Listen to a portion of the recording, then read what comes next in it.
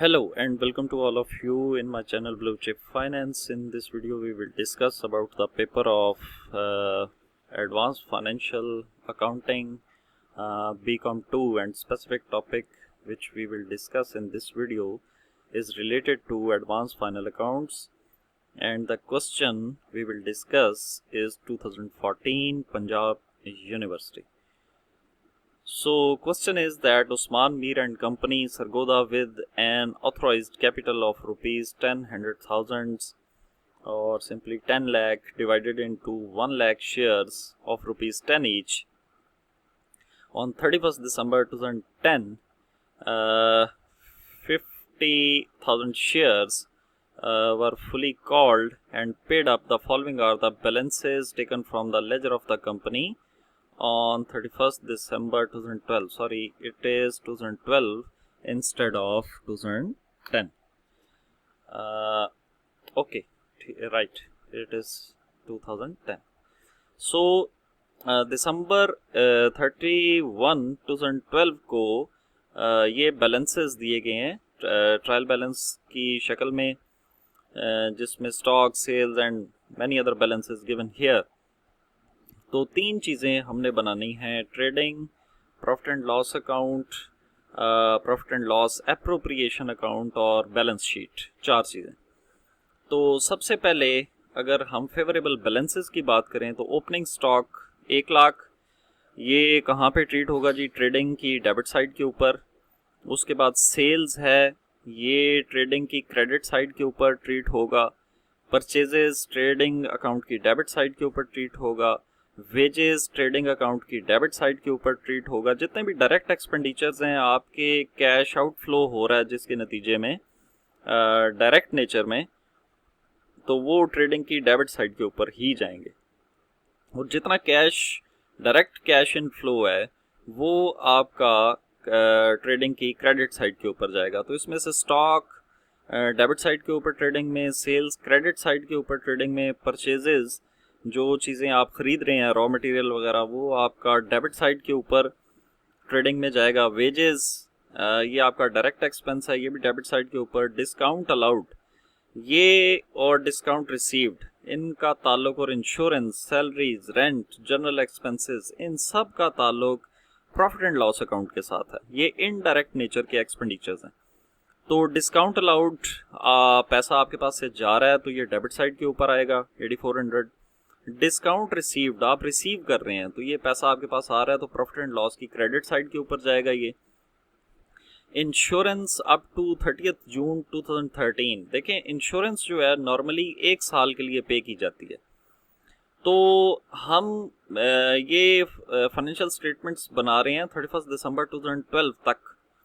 तो इसका मतलब है कि अगर इंश्योरेंस पे की गई है 30 जून 2013 तक, यानी कि अगले साल के छठे महीने तक, तो इसका मतलब ये हुआ कि 6 माह की इंश्योरेंस जो है वो 2012 में है और 6 माह की इंश्योरेंस 2013 की है. तो हम सिर्फ वही अमाउंट यहाँ पे ट्रीट करेंगे जो कि 2012 से रिलेटेड है. तो हाफ इसकी कंसिडर होगी यहाँ पे और हाफ प्रीपेड है, आपका एसेट है. तो इंश्योरेंस जिस वक्त हम प्रॉफिट एंड लॉस में ट्रीट करेंगे तो 13,440 में से आई थिंक इसका 6720 ये माइनस हो जाएगा फॉर 6 मंथ्स, और ये आपकी 6720 जो है ये आपका करंट एसेट्स के अंदर ये चला जाएगा. वो बाद में आपको मैं दिखाता हूँ ट्रीटमेंट इसकी. सैलरीज इनडायरेक्ट एक्सपेंस है प्रॉफिट एंड लॉस की डेबिट साइड के ऊपर. रेंट प्रॉफिट एंड लॉस की डेबिट साइड के ऊपर. General expenses profit and loss की डेबिट साइड के ऊपर. Profit and loss account credit 12,400 ये आपका प्रॉफिट एंड लॉस एप्रोप्रिएशन में चला जाएगा क्रेडिट साइड के ऊपर. Printing and stationery, advertising, postage, telephone etcetera, ये तमाम तीनों आपके इनडायरेक्ट एक्सपेंडिचर्स हैं, प्रॉफिट एंड लॉस की डेबिट साइड पे चले जाएंगे. डेटर्स आपके लिए एसेट्स हैं, बैलेंस शीट में एसेट करंट एसेट्स के अंदर चले जाएंगे. वो लोग हैं जिनसे आपने पैसे लेने हैं. और सन्ड्री क्रेडिटर्स या सिंपली क्रेडिटर्स, ये वो लोग हैं जिनको आपने अमाउंट पे करनी है. तो ये आपके लिए करंट लायबिलिटी है. सन्ड्री डेटर्स करंट एसेट्स हैं और सन्ड्री क्रेडिटर्स करंट लायबिलिटी है. प्लांट एंड मशीनरी, फर्नीचर, ये आपके फिक्स्ड एसेट्स हैं। अगर तो इनकी डेप्रिसिएशन है तो डेप्रिसिएशन कैलकुलेट करके हम प्रॉफिट एंड लॉस की डेबिट साइड के ऊपर लिखेंगे और एसेट्स में से उस डेप्रिसिएशन को, उस अमाउंट को माइनस करके एसेट, फिक्स्ड एसेट्स के अंदर ट्रीट करेंगे। कैश एट बैंक आपका करंट एसेट है तो ये बैलेंस शीट में करंट एसेट्स के अंदर जाएगा। जनरल रिजर्व आपकी लायबिलिटी है तो ये लायबिलिटी साइड के अंदर रिजर्व्स के हेड में जाएगा। Loan from managing director, managing director से ये कंपनी लोन ले रही है तो ये इस कंपनी के ऊपर लायबिलिटी है तो ये लायबिलिटी साइड के अंदर जाएगी। बैड डेट्स, अगर ट्रीटमेंट कोई गिवन नहीं है तो सिंपली ये प्रॉफिट एंड लॉस की डेबिट साइड के ऊपर जाएगा। तो इन बैलेंसेस को डिस्कस करने के बाद हम एडजस्टमेंट्स देख लेते हैं कि क्लोजिंग स्टॉक ₹200,000 या 2 लाख, ये आपका एडजस्टमेंट में गिवन है तो ये ट्रेडिंग अकाउंट की क्रेडिट साइड के ऊपर भी ट्रीट किया जाएगा और बैलेंस शीट में भी करंट एसेट्स में आप इसको ट्रीट करेंगे। दो जगह पे ये ट्रीट होता है। डेप्रिसिएशन, अभी बात हो रही थी कि प्लांट एंड मशीनरी के ऊपर 15% है और फर्नीचर के ऊपर 10% है। दोनों का 15% और 10% कैलकुलेट करके हम प्रॉफिट एंड लॉस की डेबिट साइड के ऊपर लिखेंगे और जिस वक्त बैलेंस शीट में एसेट्स, यानी जाहिर है कि ये प्लांट एंड मशीनरी और फर्नीचर आपके असासे हैं, तो जिस वक्त आप फिक्स्ड एसेट में बैलेंस शीट में ट्रीट करें तो ये जो आपने 15% और 10% कैलकुलेट की है ये उन एसेट्स की वैल्यू में से माइनस करके, यानी बुक वैल्यू लिखी जाती है हमेशा। बुक वैल्यू क्या होती है कि आप कॉस्ट में से डेप्रिसिएशन को माइनस करके लिखते हैं।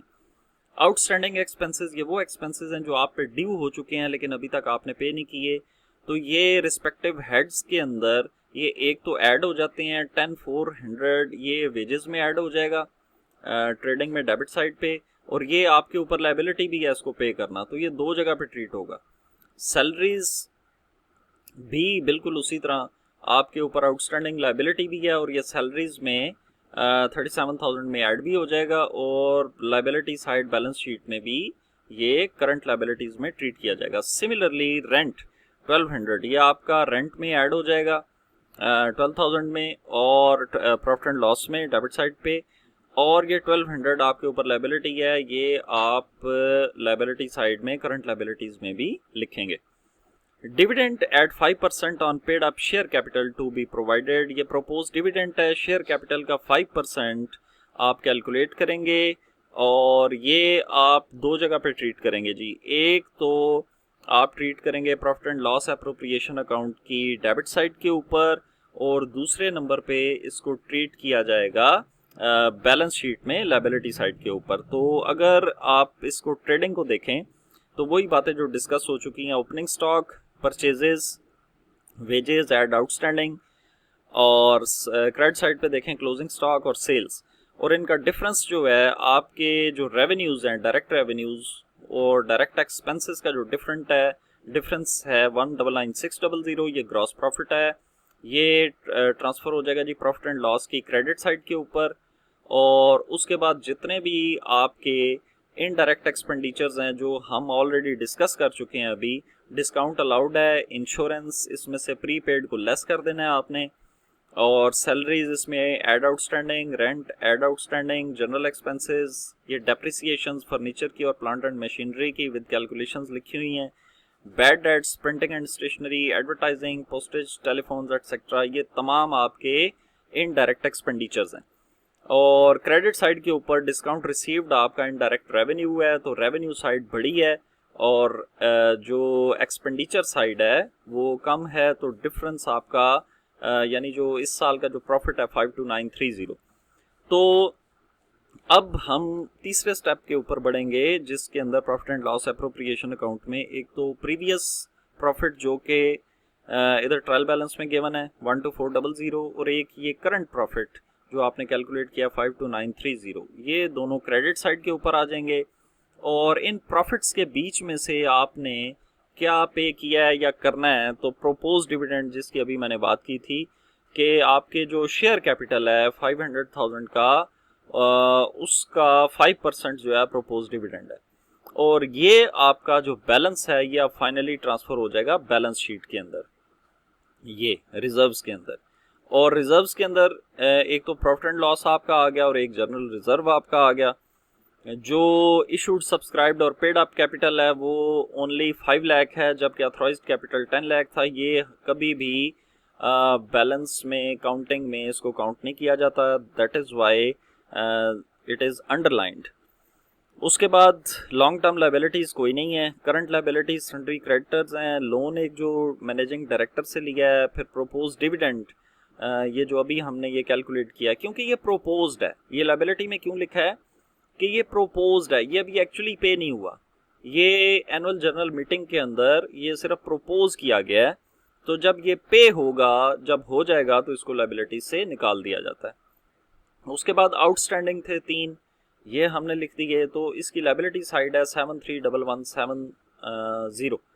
और उसके बाद फिक्स्ड एसेट्स 2 ही हैं, फर्नीचर और प्लांट 30600 136,850 आफ्टर डिडक्टिंग डेप्रिसिएशन।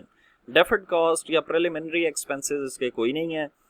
और करंट एसेट्स के अंदर कैश एट बैंक है, क्लोजिंग स्टॉक है। क्लोजिंग स्टॉक मैंने आपको पहले बताया था 2 दफ़ा ट्रीट किया जाता है। प्रीपेड इंश्योरेंस जो एक 6 माह की इजाफी पे की हुई है, वो जब तक उसका टाइम ओवर नहीं होता वो आपके लिए एसेट है। और sundry debtors and now 731170 and 731170 assets और लाइबिलिटी साइड बैलेंस्ड है।